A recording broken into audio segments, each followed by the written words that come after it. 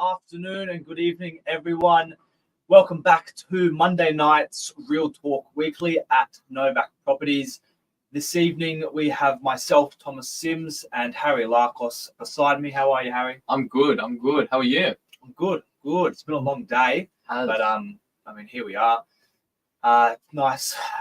It's actually raining outside. It has. Not really. Been a bit of a transition of a day. Yeah, it hasn't been the best weather, but... And speaking of transition, that's actually the main topic that we're going to be talking about today. But a bit more of a free topic that we've got tonight. And pretty much, ladies and gentlemen, we're going to be touching base from, me working in property management currently and Thomas working in sales. And we're going to just discuss that transitioning stage, which will be coming up very shortly. All right. Just to start things off, Harry, do you want to just explain to everyone what you do? 100%. What is your role? So I am an assistant property manager to Tina Stacey. I've been a property manager for the last just pushing over a year and a half now, and it's been great. I'll be completely honest. It's been a really, really good, interesting, tough, and hardworking journey so far, and property management is just a really, really great way to kickstart your real estate career because you really do learn the basic foundations, and essentially you're just planting that seed for when you transition, or if you'd like to transition in future to sales, which is my case. That's a little bit of a glimpse of property management for me from my side of things. And how about you? How's your journey been so far? How have you started? Well, I started in Harry's same position, assistant to Tina Stacey in the property management team, and it wasn't what I expected when I first came into it. I don't know if do you agree? What do you mean by that? Well, I just didn't know what I'd be doing in my day-to-day life as a assistant property manager. Yeah, I kind of get what you mean by that. Like chasing people's arrears up and like small things. I had an idea, but I kind of get what you mean. Yeah, it was just very, very eye-opening. But I learned it quickly, and you slowly get the hang of things as you progress, and then you get to a point where you start to really flow with everything that happens in your day, because truly in real estate, whether it's rentals or sales, no day's the same. Yep. There's always something new. Every single day you come into the office, there's always something new that you're working with and dealing with. But I did property management for about a year and a half. Nice. So and how was the process in your case when you transitioned? So you went from PM to sales, and what was that experience like for you? It was really interesting, actually. It was quite a tough transition for me. I was working still as a assistant property manager to Tina. However, she was out of the office for a couple of weeks during the transition.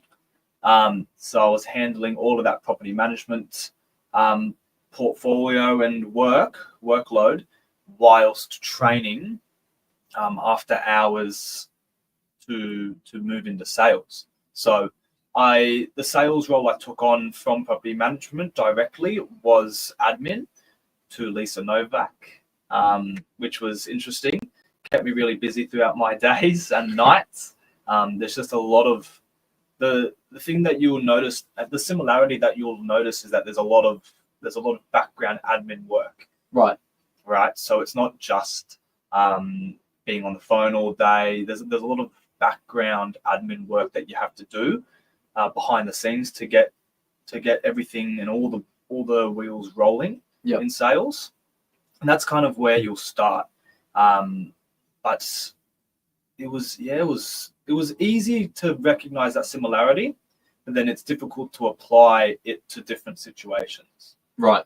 Because Gotcha. It's not the same as property management. You're not fixing a leak. You're not organizing a sheet for someone to move into, for a new tenant to come and move into.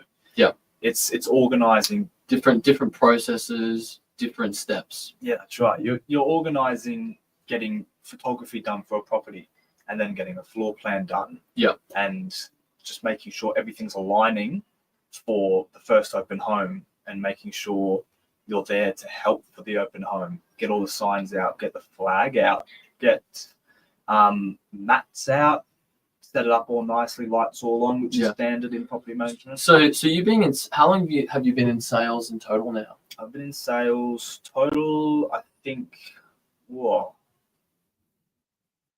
total over 2 years now. Total over 2 years. Yeah. Nice. And so would you be safe to say that the skill set that you get from property management is the skill set something that applies to you, on a day-to-day basis when in your role in sales, or does the skill set shift as well? It shifts slightly, but it's the management of your work. So organizing everything to get done, not letting anything sit aside, not putting anything aside, getting it done straight away. Time management. So and also prioritizing. So when you wake up in the morning as a property manager or assistant property manager, you go and check your emails. You see there's multiple things that have broken in different places. You prioritize. Which one do I need to get onto first? Which one's an urgent? Hot water leak, burst hot water system, the roof's collapsed, or whatever it is. Yeah, exactly. Or leaking tap. Yep. So you take those from property management directly into sales.